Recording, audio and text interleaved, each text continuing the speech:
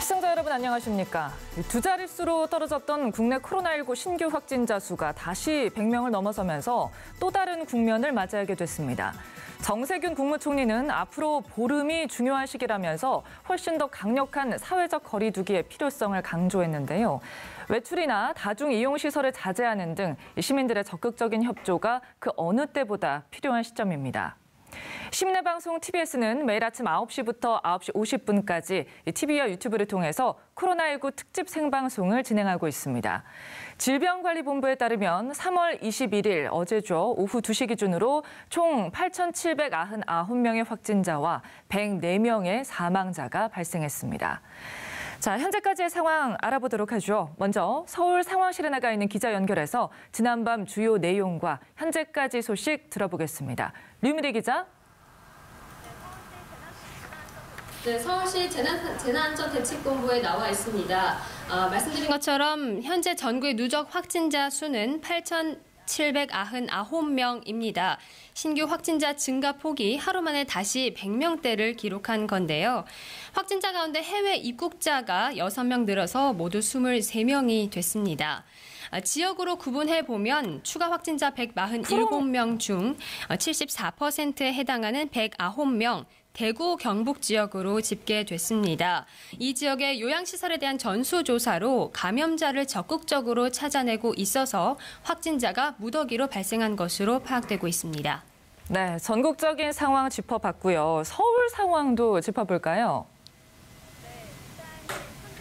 네, 일단 지금 현재까지 서울의 누적 확진자 수는 323명입니다. 어제 이 시간 313명이라고 전해드렸는데 10명이 늘었습니다. 눈에 띄는 점은 추가 확진자 가운데 10명 중 7명이 해외 입국자와 관련된 확진자라는 겁니다. 해외에서 입국한 당사자뿐만 아니라 가족을 포함한 밀접 접촉자도 확진 판정을 받아 2차 감염까지 진행된 상황입니다. 네, 현재 유럽에서 확진자가 폭증하고 있는 만큼 이를 예의주시해야 할 필요가 있어 보입니다. 해외 체류 중인 우리 국민들의 귀국이 늘고 있죠. 네, 이번 코로나19 사태가 장기화되면서 해외 체류 중인 우리 국민들의 우려도 높습니다. 일부 유학생들은 서둘러서 귀국길에 오든가 하면 아직 이 치솟은 비행기 표값 때문에 이 비행기 자리를 구하지 못해서 발만 동동 구르고 있는 분들도 계신데요.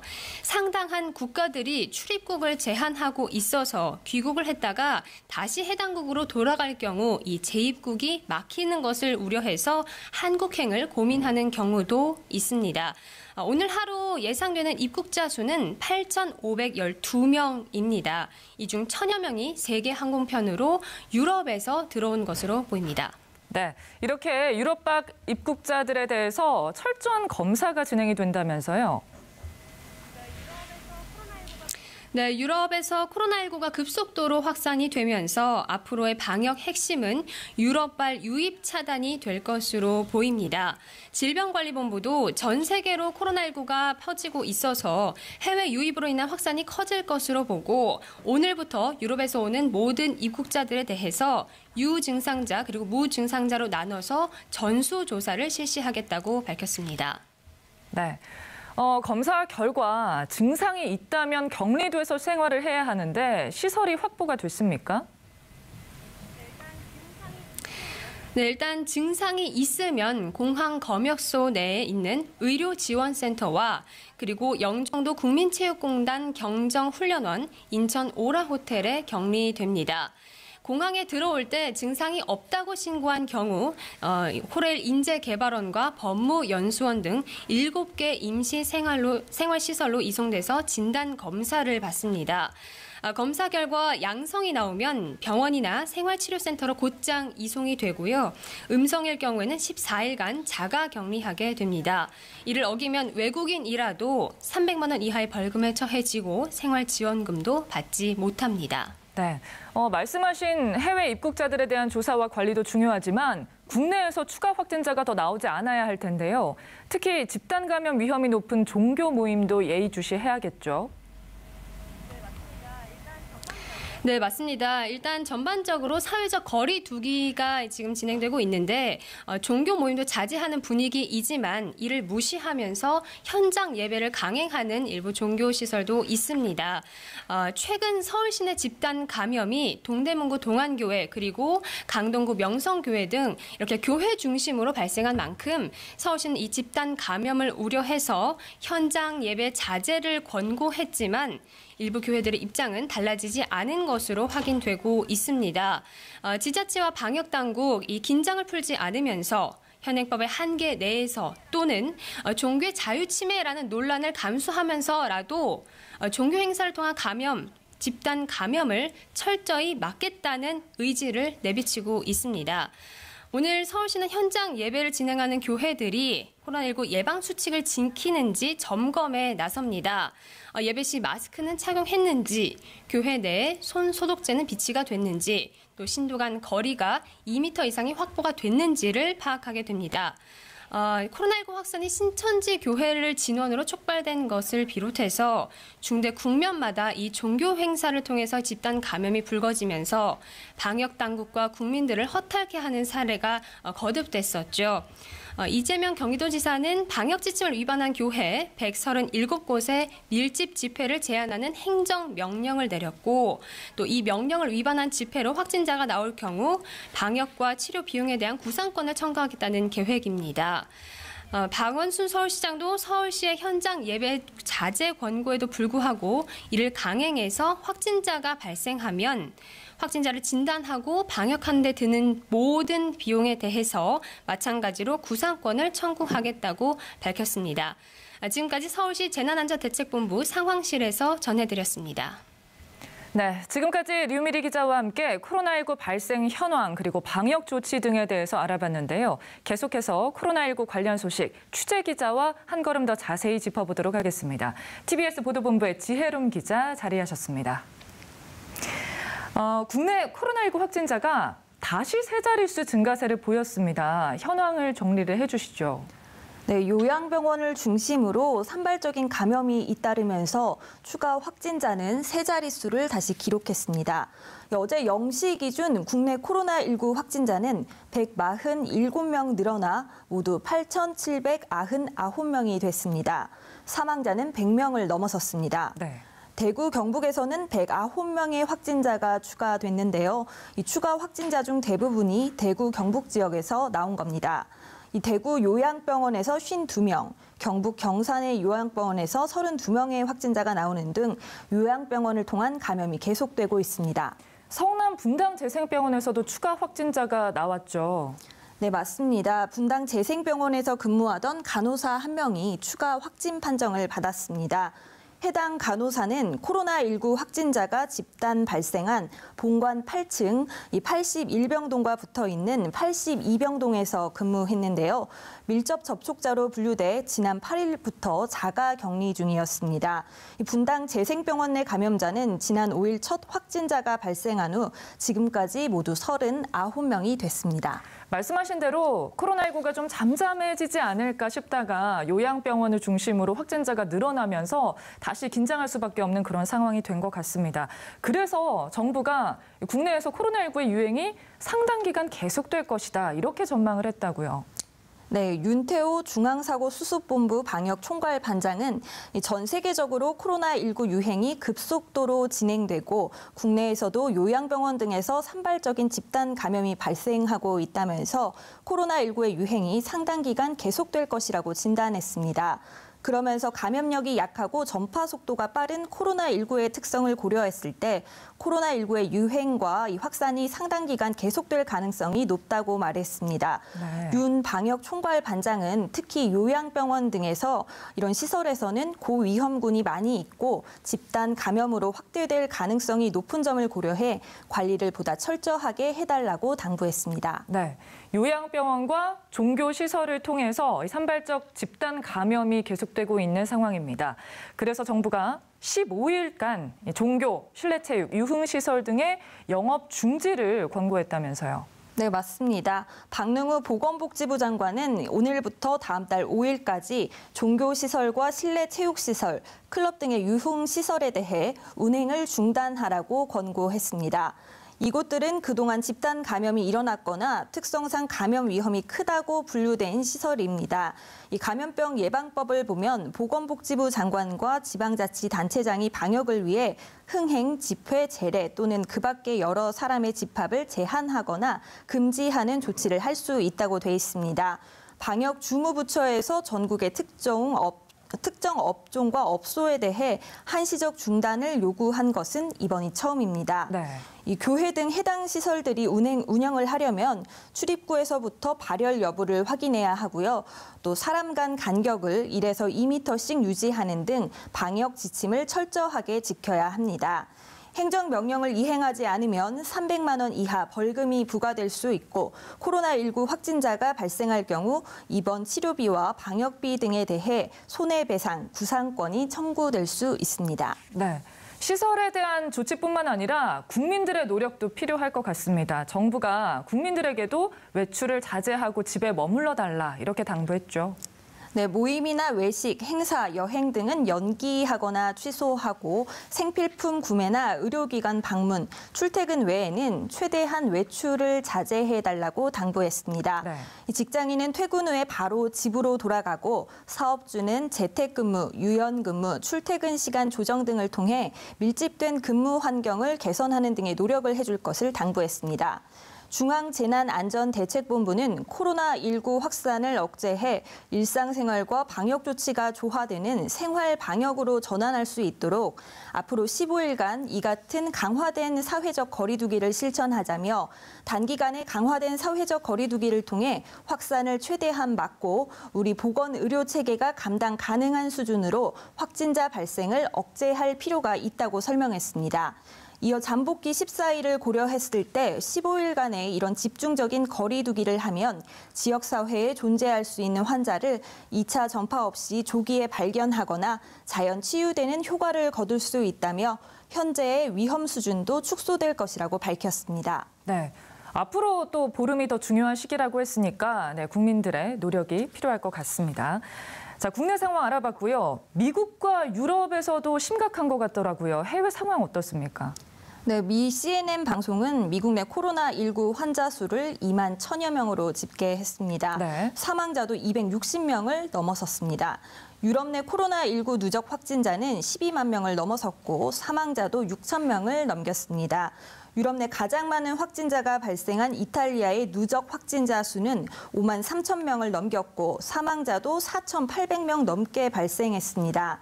중남미에서는 코로나19 확진자 수가 3천 명을 훌쩍 넘어섰고요. 또 아프리카 짐바브웨에서는 처음으로 확진자가 나왔습니다. 아프리카에서 코로나19 확진자는 모두 1,100여 명을 넘어섰습니다. 이 아랍에미리트에서는 코로나19로 인한 첫 사망자가 발생하기도 했는데요. 데이비드 비즐리 세계 식량계획 사무총장도 코로나19 확진 판정을 받았습니다. 지금까지 최소 24명의 유엔 직원이 양성 판정을 받은 것으로 알려졌습니다. 네, 이렇게 해외에서 확진자가 늘고 있다 보니까 우리나라의 해외 유입 경로를 통한 확진자까지 늘고 있지 않습니까? 네, 외국을 방문한 후 국내에서 코로나19 확진 판정을 받는 사례가 지속해서 늘고 있습니다. 네. 이 아일랜드에서 어학연수를 받고 귀국한 20대 학생과 이 독일에서 귀국한 20대 남성 등이 양성 판정을 받았습니다. 또 남미에서 입국한 30대 신천지 전도사도 확진 판정을 받았습니다. 네. 해외에서 유입된 확진자와 접촉해 코로나19에 걸리는 일도 발생했습니다. 미국에서 귀국한 후 확진된 20대 여성의 아버지가 확진 판정을 받기도 했습니다. 네, 그래서 오늘부터 유럽에서 한국으로 들어오는 내국인과 외국인 모두 코로나19 검사를 실시한다고요. 네, 오늘부터 유럽발 입국자는 공항 검역 과정에서 유증상자와 무증상자로 분리돼 각각 다른 곳에서 진단 검사를 받게 됩니다. 이 검사 결과가 양성이면 병원 등에서 치료를 받게 되고 음성이 나온다고 해도 내국인과 장기 체류 목적으로 입국한 외국인은 14일간 격리 생활을 하게 됩니다. 지금까지 말씀하신 내용들을 정리를 해보자면 세계적으로 확진자가 크게 늘고 있는 데다가 해외 유입 감염까지 발생하고 있고 또 국내에서는 소규모 집단 감염이 변수가 되고 있는 상황입니다. 정부가 권고한 것처럼 국민 모두가 사회적 거리 두기를 실천하고 개인 위생 수칙을 철저하게 지키는 게 중요해 보입니다. 코로나19가 확산하면서 회사나 공공기관 등에서는 건물 입구에 열화상 카메라를 설치해서 발열 확인하는 경우가 많죠. 네, 열화상 카메라는 발열 증상이 있는지를 확인하기 위한 장치인데요. 네. 과연 그 역할을 제대로 하고 있을까요? 저희 취재진이 현장에 다녀왔습니다. 열화상 카메라를 설치해 운영 중인 곳들을 돌아봤습니다. 카메라로 발열 여부를 체크한 뒤 체온계까지 사용해 꼼꼼히 확인하는 곳이 있는가 하면 카메라만 켜둔 채 지켜보는 이 없이 방치한 곳도 있습니다. 이거를 그냥 저희가 계속 보고 있을 수가 없죠. 방문객 응대하고 해야 되는데. 자칫 한눈 파는 사이에 발열 증상이 있는 사람을 놓칠 수 있는 겁니다. 재기능을 하지 못하는 장비를 사용 중인 것도 있습니다. 열화상 카메라로 사람의 체온을 재고 있는데 지금 28도, 9도 정도를 가리키고 있습니다. 외부랑 가까운 입구 쪽인 걸 감안하더라도 너무 낮게 측정되고 있는 겁니다. 사용 중에 설정이 바뀌거나 고장 날 수도 있는 건데 전문 장비다 보니 이를 알아차리기도 어렵습니다. 현재 열화상 카메라는 주문 후 받기까지 2달이 넘게 걸릴 정도로 수요가 폭증했습니다. 판매업체는 일일이 사용법까지 설명해주지는 못하고 있다고 말합니다. 본사에서 한 게 아니고 저희 대리점에서 나가는 것들이 굉장히 많아요, 지금. 어떻게 하는지를 전 지금 알 수가 없거든요. 지금 수요가 굉장히 많기 때문에 그거를 일일이 가서 하기가 좀 쉽지는 않을 것 같은데. 열화상 카메라를 설치했다고 해도 제대로 관리하고 살피지 않으면 값비싼 전시물로 전락할 수밖에 없습니다. TBS 김승환입니다. 네, 코로나19의 증상 중 하나인 발열을 확인하기 위한 열감식 카메라가 이처럼 무용지물이 돼서는 안 될 것 같습니다. 최근에 정세균 국무총리는 대국민 담화에서 정부는 앞으로 보름 동안이 코로나19와의 전쟁에서 승기를 잡는 결정적인 시기로 인식하고 있다, 이렇게 밝혔죠. 네, 정 총리는 불씨가 남아있는 한 결코 안심할 수 없다면서 네. 종교시설과 실내 체육시설, 유흥시설의 운영 중단과 외출 자제를 해주길 강조했습니다. 어려움이 있겠지만 지역사회 감염을 차단하고 우리의 일상을 되찾기 위한 불가피한 조치라는 점을 양해해 주길 바란다며 우리가 일하던 방식을 바꾸고 아이들이 공부하던 방식을 바꾸고 삶의 모든 순간순간 속에서 생활 방역을 실천해야 한다고 말했습니다.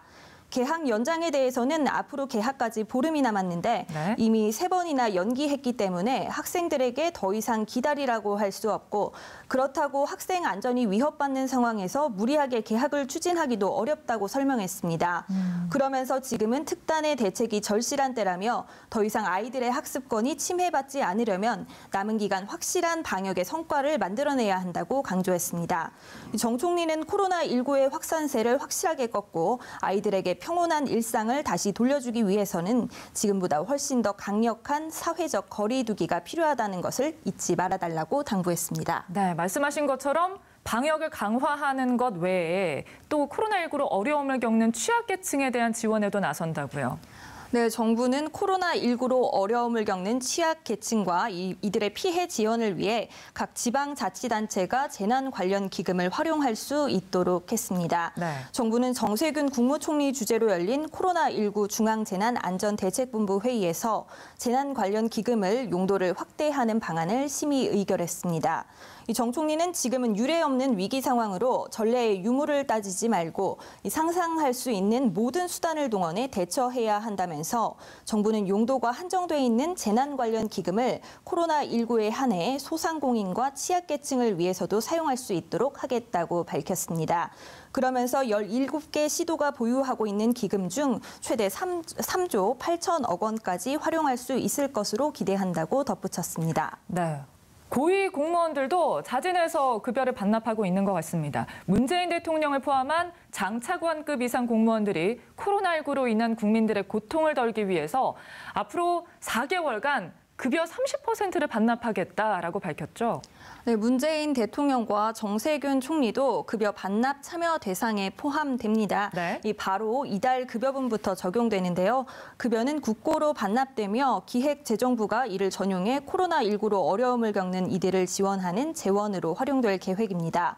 정 총리는 비상국무위원 워크숍에서 코로나19 사태에 따른 국민의 어려움을 덜기 위해 전 내각이 비상한 각오로 대응해달라고 당부했습니다. 네, 국민들도 힘을 함께 모으고 있죠. 코로나19로 전 국민이 힘든 상황 속에서 온정의 손길이 계속되고 있습니다. 코로나19의 전국적 확산으로 마스크를 구하기가 쉽지 않은 상황이잖아요. 마스크 기부가 잇따르고 있다고요.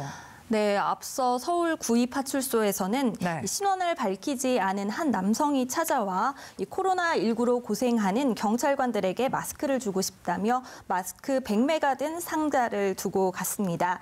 이 경찰관들은 기증받은 마스크를 더 필요한 곳에 다시 전달하기로 했고 광진구의 한 장애인 단기 거주시설에 기증했습니다. 서울 행당파출소에도 70대 정도로 보이는 신원을 밝히지 않은 남성이 찾아와 내가 쓰다 남은 건데 경찰관들 쓰시라며 마스크 28매를 두고 갔습니다. 이 경찰관들은 성동구의 한 아동복지시설에 이 마스크를 기증하면서 힘든 시기에 마스크 부족 현상까지 있는데 기증을 받아 기쁘다며 마음만 받고 더 어려운 사람들에게 전달했다고 밝혔습니다. 부산에서는 한 지체장애인이 너무 적어서 죄송하다는 손편지와 함께 마스크 11매를 파출소에 전달했고요. 또 강릉에서는 빈병을 팔아 모은 돈을 기부한 일도 있었습니다. 강릉 경찰서 북부 지구대에는 한 시민이 의문의 검은 비닐봉지를 두고 사라졌는데요. 비닐봉지 안에는 빈병을 수거해 모은 돈을 저소득 어르신들에게 써달라는 내용의 손편지와 함께 현금 22만 6천 원이 들어 있었습니다. 북부 지구대는 마스크와 손 소독제를 구매해 저소득층 어르신들께 전달하기로 했습니다. 또 이달 13일부터 19일까지 진행된 자선 냄비를 통한 마스크 기부 캠페인에는 1,500장이 넘는 마스크가 모였습니다. 네. 구세구는 일주일간 모인 이 마스크 등 방역용품을 환경미화원과 버스기사 등 사회서비스 종사자들에게 전달할 계획입니다. 정부도 노력하고 있고 국민들도 다 같이 힘을 모아서 이 어려운 코로나19 상황 이겨냈으면 좋겠습니다. TBS 보도본부의 지혜롬 기자와 얘기 나눠봤습니다. 고맙습니다. 시민의 방송 TBS는 매일 아침 9시부터 9시 50분까지 TV와 유튜브를 통해서 코로나19 특집 생방송을 진행하고 있습니다. 지금 여러분께서는 TBS 코로나19 특집 생방송과 함께하고 있습니다.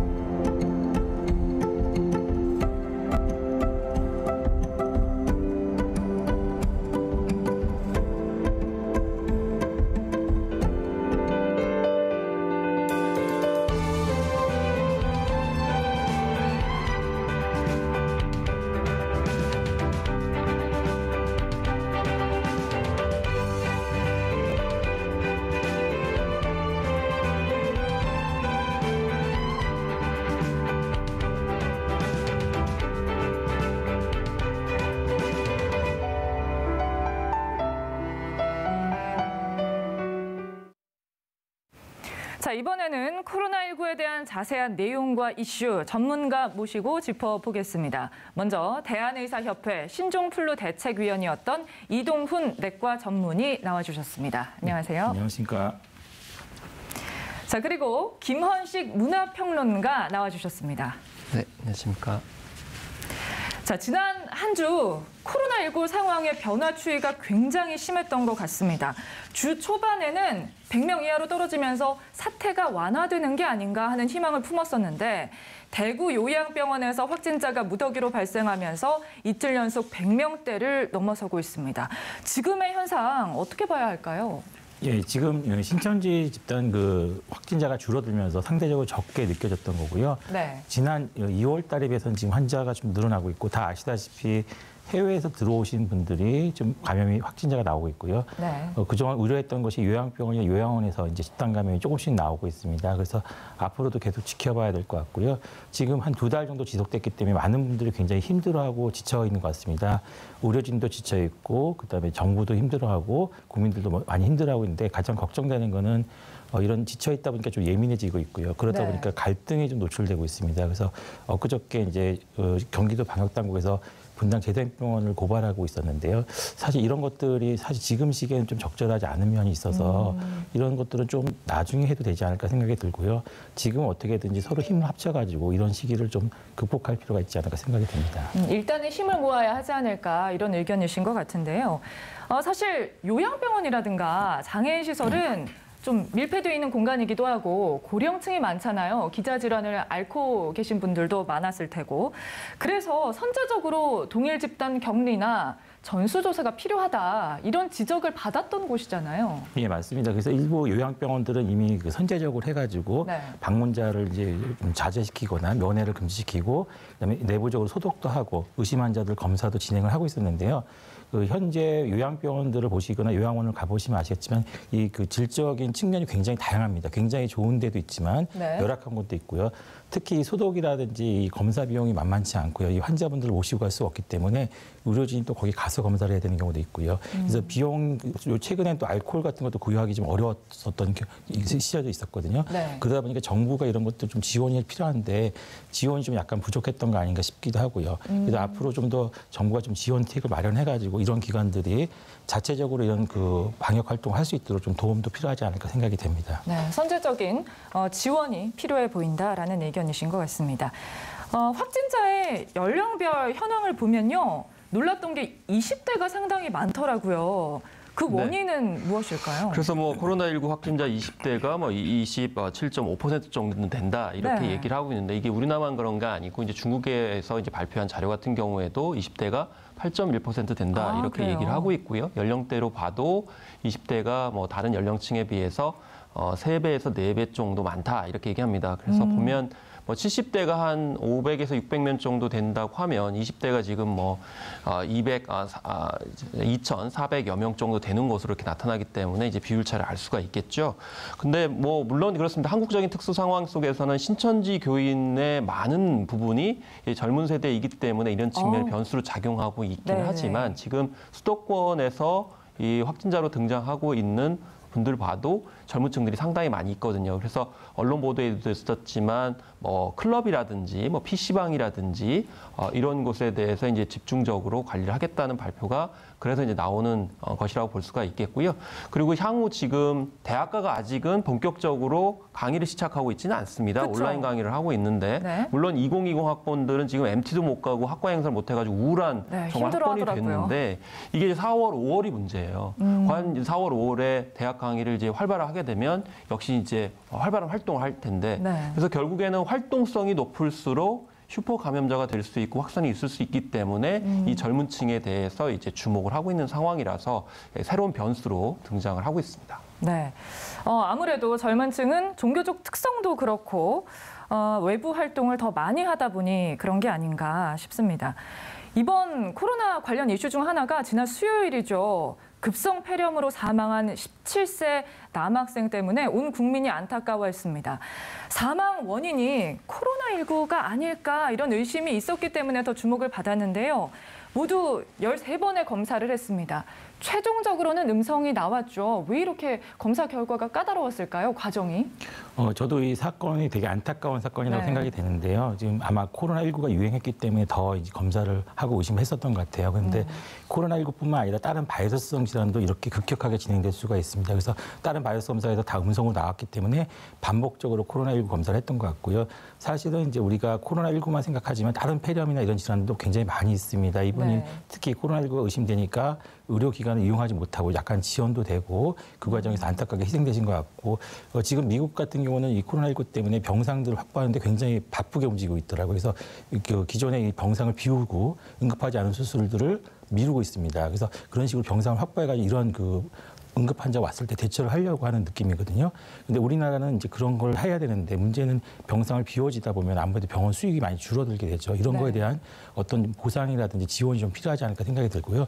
지금 아직 수도권이나 다른 지역은 환자가 많이 늘어나지 않고 있는데 그런 곳에서도 아마 선제적으로 약간씩은 좀 필요하지 않을까 생각이 듭니다.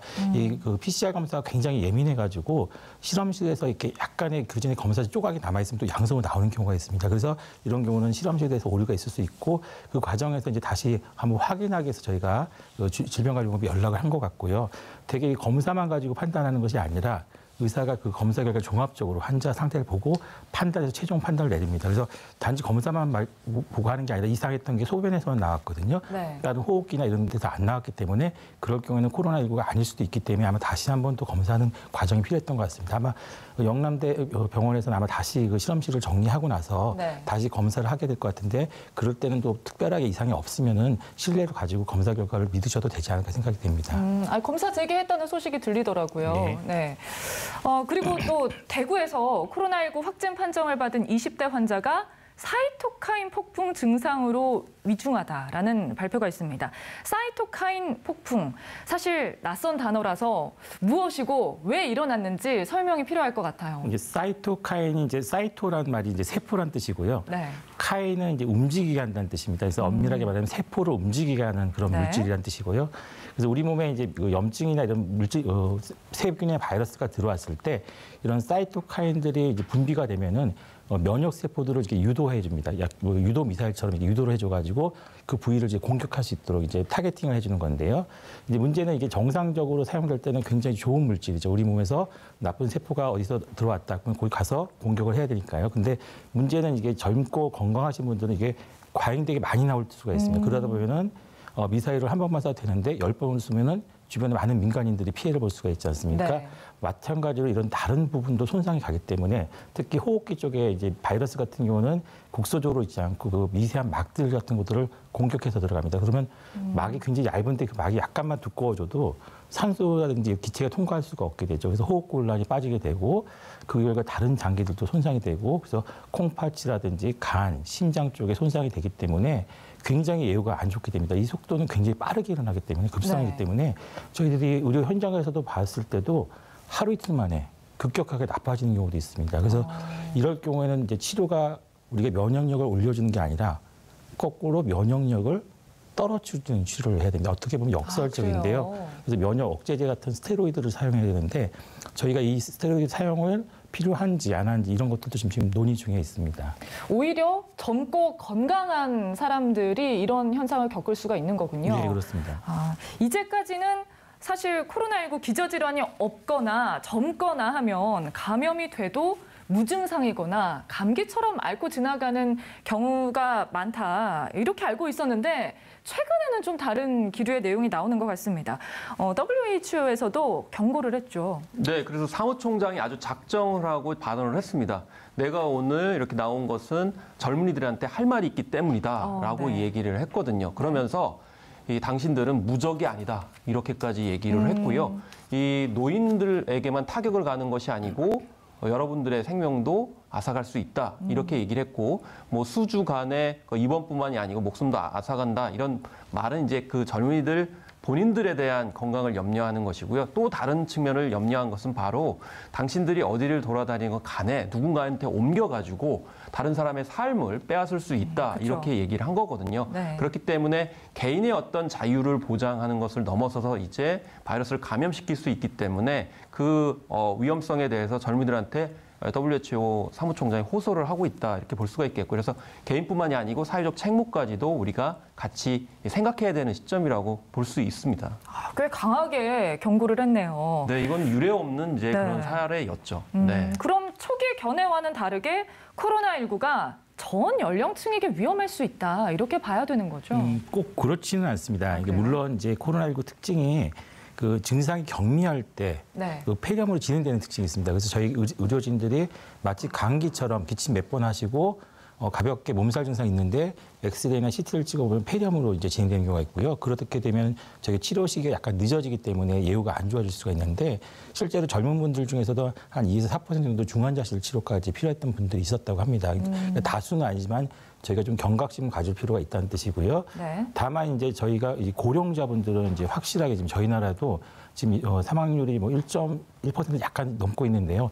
고령자들만 따로 놓고 보면 전혀 다릅니다. 그러니까 한 10% 가까이 80대 이상은 유지가 되고 있기 때문에 고령자분들은 굉장히 저희가 주의해야 되고요. 네. 젊은 분들은 비교적 경증으로 진행돼서 무증상으로 끝나시는 분들도 상당히 많습니다. 그래서 저희들이 과연 어떤 분이 경증으로 무증상자로 끝나실지 아니면은 이분이 진행될 것인지 이거를 빠르게 파악할 수 있는 그런 지표들을 좀 찾아봐야 될 것 같습니다. 네, 전 연령층에게 똑같이 위험한 건 아니지만 그래도 개인에 따라서는 다를 수 있다 이런 말씀이신 것 같아요. 유럽을 비롯한 해외 코로나19 감염이 빠르게 또 확산되고 있는 상황입니다. 굉장히 심각하던데. 그렇습니다. 네, 해외 상황 좀 정리해 주시죠. 전 세계 감염자가 뭐 27만 명을 넘어서 30만 명으로 이제 치달아가고 있는 그런 상황이고요. 미국 같은 경우도 굉장히 심각해지고 있죠. 그래서 2만 1천여 명의 감염자를 넘어서서 지금 2만 2천 명을 돌파하고 있는 그런 상황이고 그래서 트럼프 대통령이 물자 확보를 위해서 이제 국방 물자 생산법을 발동을 했습니다. 이거는 이제 보통의 물자가 좀 안 되고 거의 전시 상황에 가깝게 공적 물자를 풀겠다는 건데 그 부분을 이제 군사 목적용 물품을 풀 정도로 굉장히 위급한 상황이라고 볼 수가 있는 것이고요. 이탈리아 같은 경우는 하루 만에 이 사망자가 600명을 넘어서서 지금 뭐 700명, 800명 쪽으로 치닫고 있고 심각하게 받아들일 수 있는 것은 중국 내의 이 사망자보다도 훨씬 더 많은 4,800여 명 정도로 치달아가고 있다는 것이 이탈리아 상황을 굉장히 심각하게 하고 있습니다. 그리고 스페인 같은 경우에도 이 사망자가 지금 1,000명을 넘어서서 뭐 1,300명 이렇게 치달아가고 있고 또 스위스 같은 경우도 바로 우리나라 바로 밑에 있는데 오늘 이제 통계를 보니까 6,000명을 돌파해서 조만간 우리나라를 앞지를 그런 어떤 부정적인 뉴스도 나오고 있습니다. 유럽 같은 경우는 지금 초기에 방역을 제대로 하지 못하게 되면서 거의 손을 못 쓰고 있는 그런 상황이 돼버렸거든요. 그런데 이제 중요한 것은 이런 이제 외국에 있는 그런 이제 위험 상황들이 결국 우리나라에도 유혹을 줄 수 있기 때문에 결국에는 장기전으로 갈 수밖에 없는 그런 상황이라는 것을 알 수가 있는 그런 전체적인 상황이라고 볼 수가 있겠습니다. 뭐 김원식 문화평론가께서도 말씀을 하셨지만 우리나라의 입장에서는 해외에서 유입되는 감염 사례가 또 여간 신경 쓰이는 게 아니거든요. 오늘부터입니다. 유럽에서 들어오는 모든 입국자들에 대해서 진단 검사를 실시합니다.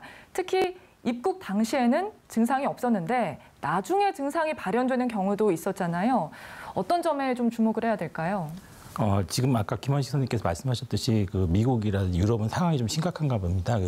특히 마스크조차 부족해가지고 의료진도 마스크가 구하기 어렵다고 하고 있고요. 일부 지역은 이제 진단 자체를 이제 경증 환자는 하지 않기로 했다고 하는 소식도 들려오고 있거든요.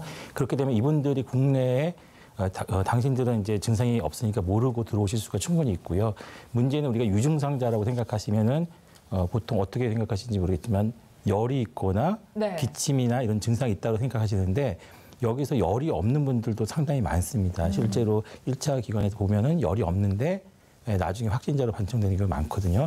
그러면 가볍게 기침만 있으신 분이 과연 내가 유증상자라고 판단할 수 있는지 그것도 의심스럽고 또 이렇게 증상이 경미할 때는 검사했을 때 검체가 안 나옵니다. 그래요? 그래서 전수검사가 과연 우리 검사 역량에 맞는 것인지 한번 검토할 필요도 있을 것 같습니다. 그래서 검사에서 음성이 나왔다고 하더라도 우리가 이걸 안심하고 넘어가기 좀 어려운 상황이라서 14일 정도의 그 안정적인 관찰이 좀 필요하고요. 지금 뭐 오시는 분들은 일단 다 하셔야 될 것 같고 지금 단기 치료자들은 지금 14일이 안 돼서 나가신 분들은 우리가 지금 관리하기가 좀 어려운 상황이 벌어질 수가 있거든요. 네. 그런 분들도 이동이라든지 이런 걸 최소한 시켜가지고 국내에 바이러스가 노출되지 않도록 하는 게 아마 중요하지 않을까 생각이 됩니다. 여러 어려움이 있겠지만 그래도 집중적으로 조사를 해서 좀 걸러내는 그런 작업이 필요할 것 같습니다. 자, 이런 가운데 국내에서 첫 코로나19 어린이 환자가 완치됐다는 소식이 있었습니다. 어떤 내용인가요? 예, 저도 이 사실을 보고 되게 그래도 다행이다 생각이 됐는데요. 네. 비교적 소아 어린이들은 이제 예후가 좋다라고 알려져 있거든요. 이 친구도 보니까 비교적 열이 좀 경미하게 나타났고 증상도 경미하게 진행됐고 CT를 찍어서 아주 미세하게 이제 그 폐렴이 약간 의심되는 정도였다고 합니다. 그래서 특별하게 약물 치료 없이 이런 분들은 다 낫습니다. 그래서 뭐 한약이 되는 거 먹을 필요 전혀 없고요. 네. 건강보호제품 필요 없고 그냥 자연 회복되고요. 그냥 기침이나 가래 같은 거 있으면 그냥 대증요법으로 저희가 해결할 수가 있거든요. 네. 지금 이제 생활치료센터라고 해서 많은 분들이 경미하신 분들이 지금 생활치료센터에서 치료를 받고 있는데 여기 담당하는 의료진의 이야기도 아무런 약물 치료가 필요가 없답니다. 그래서 이분들한테 뭐 보약 같은 거 보내실 필요 전혀 없고요.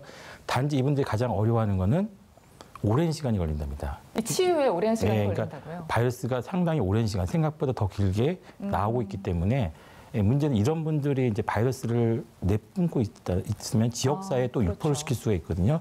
그래서 아마 방금 전에 이제 계약에 대해서 문제가 됐는데 이런 어린이들이 증상이 경미하다 보니까 자식이들은 별 생각 없이 집으로 가서 집에 있는 어르신들한테도 이 바이러스를 전파시킬 수 있기 때문에 그런 측면에서 저희들이 좀 걱정을 하고 있는 것 같습니다. 네.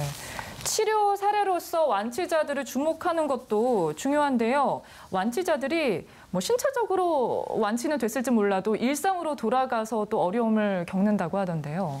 네, 일단 지금 뭐 서울대 보건대학원의 조사를 보게 되면은 네. 뭐 자신이 걸릴 위험성에 대해서는 10% 정도 내외로 응답을 하는데 네. 가장 염려하는 게 뭐냐면 걸렸을 경우에 사회적 비판, 비난, 다른 사람이 여기에 걸릴까 봐. 시달릴까 봐 굉장히 공포스러우고 불안감에 시달리신다는 거죠. 네. 뿐만 아니고 뭐 자가격리를 당하셨거나 아니면 이후에 이제 치료를 받고 나서 완치된다 하더라도 굉장히 이제 주변의 시선, 그러니까 일종의 평판 문화가 이제 작동을 하는 것이죠. 그렇기 때문에 과연 정상적인 본래 생활로 돌아올 수 있겠느냐라는 것이 지금 또 화두가 되는 것이거든요. 그렇기 때문에 이것은 본인의 노력도 필요하지만 주변 지역사회, 뭐 이런 이제 공동체에서도 굉장히 중요하게 생각을 해야 될 필요성이 있겠고요. 그렇기 때문에 뭐 따뜻한 격려를 포함을 해가지고 심리적인 어떤 취약점들을 보완할 수 있는 여러 가지 프로그램들이라든지 또 도움이 또 필요한 상황이라고 볼 수가 있겠습니다. 또 네. 요즘에는 또 인터넷을 통해 가지고 정보가 많이 공개된 그런 상황이다 보니까 심지어는 사생활적인 어떤 정보들이 공유되는 측면들이 있거든요. 물론 이제 동선 공개나 이런 것들은 정부 쪽에서 좀 걸러서 한다고는 했지만 그런 것들이 이제 지역사회에서도 또 악용될 소지가 있기 때문에 여기에 대한 모니터링과 뭐 제어 노력들은 여전히 관리 측면에서 필요하다고 볼 수가 있겠습니다. 완치자들은 치료 중에도 격리돼서 치료받다 보니 정신적 스트레스가 매우 지금도 심할 것 굉장히 같은데. 스트레스를 많이 받고 있고요. 네네. 또 그것을 이제 심리적 방역 차원에서 치유하고자 여러 가지 콘텐츠를 제공하는 노력들도 지금 현재 제공되고 있긴 하거든요. 근데 아직은 좀 이게 낮은 단계이기 때문에 이런 노력들이 좀 더 본격적으로 활성화될 필요성이 있겠습니다. 네, 마음이 완전히 완치가 될 수 있도록 주변 사람들의 격려가 필요할 것 같습니다. 완치자가 2,600명이 넘었습니다. 완치됐다고 끝이 아니라 이런 완치 사례를 눈여겨볼 필요가 있을 것 같은데요. 특히 어떤 점에 주목을 해야 될까요? 네, 사실은 이제 우리나라 데이터는 굉장히 잘 정리가 돼 있어가지고 WHO라든지 세계 각국에서 관심을 가지고 문의가 많이 들어오고 있습니다. 그래서 네. 특히 이제 치료하는 개념에 있어서 방금 전에 말씀드렸듯이 특별하게 치료가 없는 분도 있지만 중증이나 좀 안 좋으신 분들은 좀 적극적인 치료가 필요했었거든요.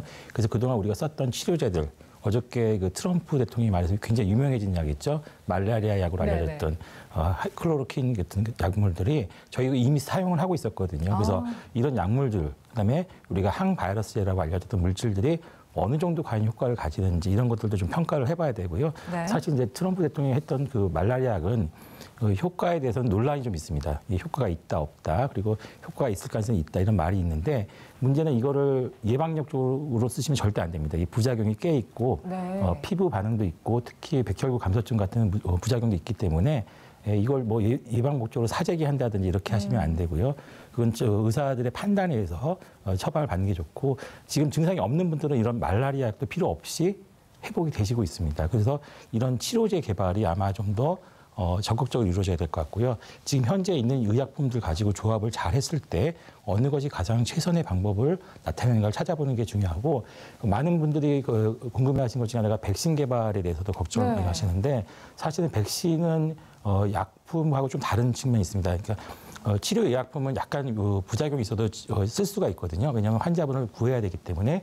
근데 백신의 경우에는 안전한 게 더 중요합니다. 건강하신 분들 접종해야 되기 때문에 그래서 아마 백신은 조금 시간이 걸릴 수가 있기 때문에 치료에 먼저 더 집중하고 우리가 그 신종플루 때 많은 분들이 걱정하셨지만 타미플루라는 치료제가 그렇죠. 있으면 되게 안심을 할 수가 있었거든요. 그런 식으로 우리가 적절한 조합을 찾아내면은 지금 불안감을 많이 없애는 데 큰 도움이 되지 않을까 생각이 됩니다. 네.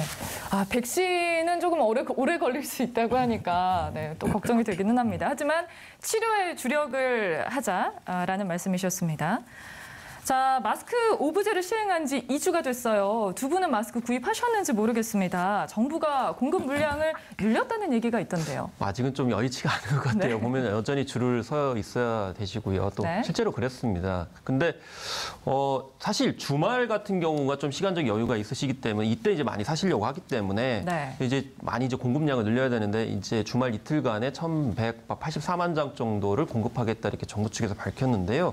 또 주말에 이제 주중보다도 더 많이 약국에 제공하겠다 이렇게 밝혀서 뭐 서울, 인천, 경기에 뭐 400개, 뭐 대구, 경북, 전남, 전북 등에 한 250개에서 전국에 350개 이제 약국 등에다가 공급을 하겠다고 하는데 여기 분 같은 경우 대형 병원이라든지 뭐 재래시장 그리고 대학가 주변에 좀 여유가 있다라는 보도들이 나오고 있어요. 근데 이게 뭐 최근에는 정보 앱을 통해 가지고 마스크를 이제 보시기 때문에 그렇게 이제 하셔야 되지만 여전히 줄을 서야 되는 어떤 그런 측면이 있다고 볼 수가 있겠고 또 학부모들 같은 경우는 약간 아직도 하소연하는 것이 아동용 마스크가 상당히 많이 부족하다. 되게 이제 성인용에 초점이 맞춰져 있기 때문에 이런 점에 좀 신경 쓰면 좋겠다라고 하고요. 또 아까 이제 오부제 말씀을 하셨는데 오부제 너무 불편하다. 그래서 2부제로 할 수 없느냐.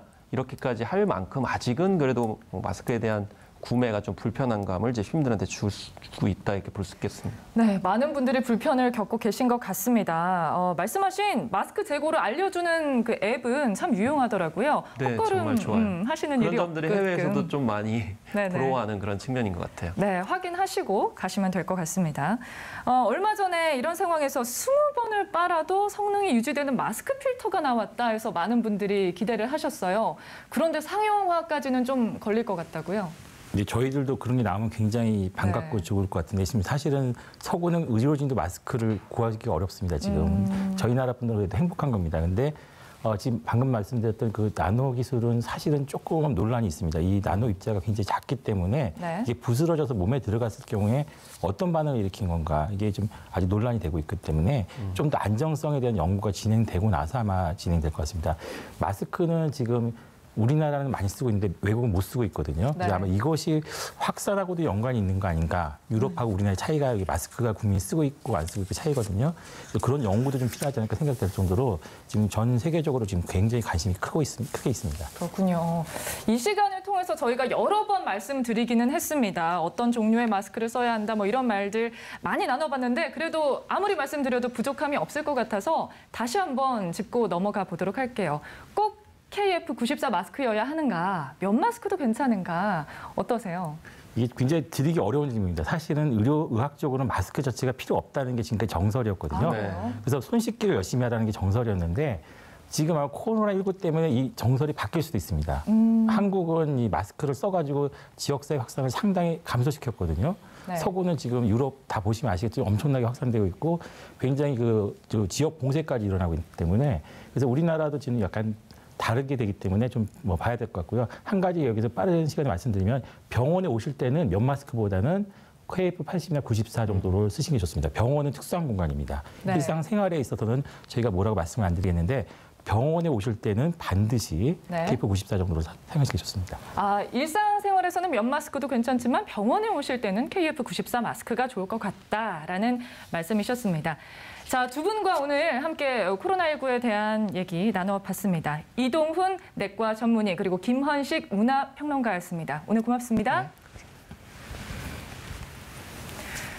네, 코로나19 이동식 선별진료소 전문 의료지원단을 모집하고 있습니다. 자세한 내용은 서울시 자원봉사센터 1670-1365로 문의해 주시기 바랍니다. 오늘 준비된 내용은 여기까지입니다. 건강한 하루 보내십시오. 고맙습니다.